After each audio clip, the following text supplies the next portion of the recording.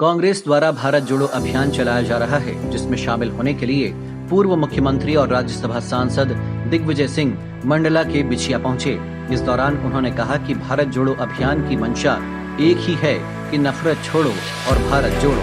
दिग्विजय सिंह ने कहा कि भारत जोड़ो अभियान जो राहुल गांधी ने शुरू किया और 4000 किलोमीटर पैदल चले, उसे अब हमें गांव-गांव तक पहुंचाना है ताकि नफरत को मिटाया जा सके। इस दौरान उन्होंने प्रदेश की शिवराज सरकार पर जमकर हमला बोलते हुए कहा कि उन्होंने पिछले 18 साल में आदिवासियों के हित में कोई काम नहीं किया। कांग्रेस ने आदिवासियों के हित में जो फैसले लिए थे, भाजपा की प्रदेश सरकार ने उसे लागू नहीं किया, जिससे आदिवासियों को नुकसान हुआ है। मंशा एक ही है, नफरत छोड़ो भारत जोड़ो।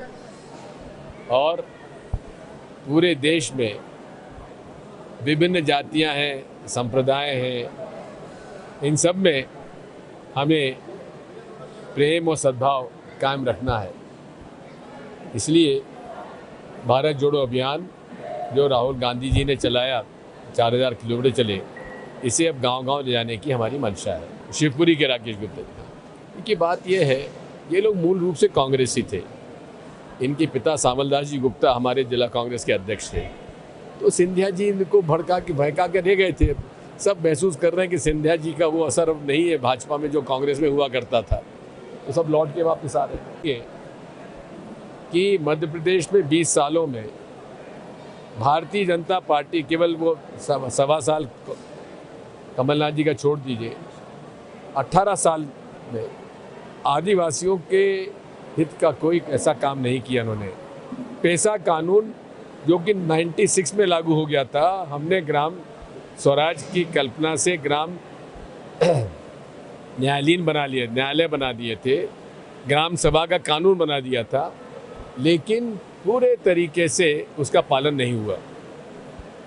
अब जैसा मैं भी बता रहा था, मछली के ठेके हमने ठेकेदारों से छीनकर आदिवासियों को दे दिए थे, वापस ठेकेदारों को दे दिए गए।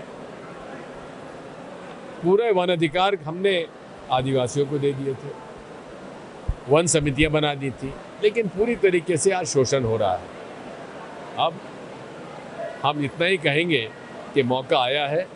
सभी आदिवासी भाइयों और बहनों से हमारी प्रार्थना है कि वे कांग्रेस के साथ आए। दिग्विजय सिंह ने मंडला जबलपुर रोड के लिए केंद्रीय सड़क परिवहन मंत्री नितिन गडकरी द्वारा माफी मांगे जाने के बावजूद सड़क सही न होने को लेकर कहा कि माफ तो हम कर देंगे, लेकिन उस ठेकेदार का क्या हुआ?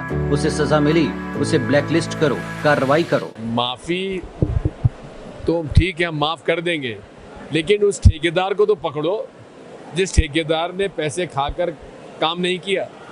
कौन ठेकेदार था? उसको ब्लैकलिस्ट करो, वसूली करो।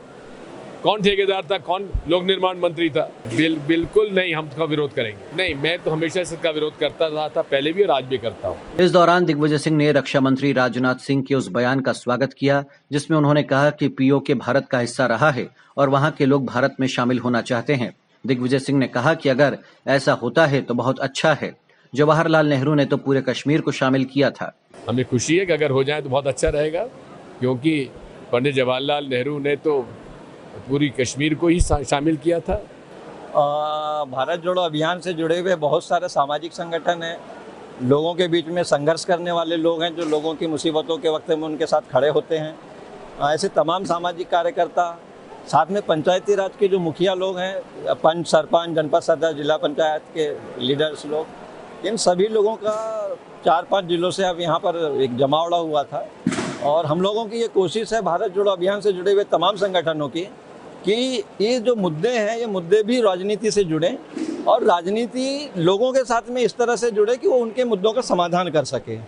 और भारत जोड़ो अभियान के तहत हम लोगों का एक बड़ा टारगेट ये है कि नफरत की जो राजनीति वो एक तरह से ख़त्म हो।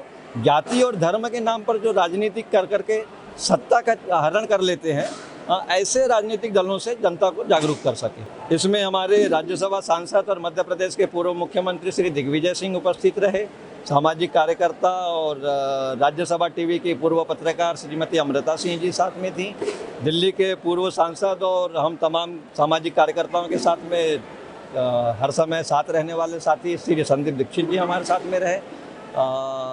वर्गीय वन विस्थापित संघ के साथी श्री राजकुमार सिन्हा रहे।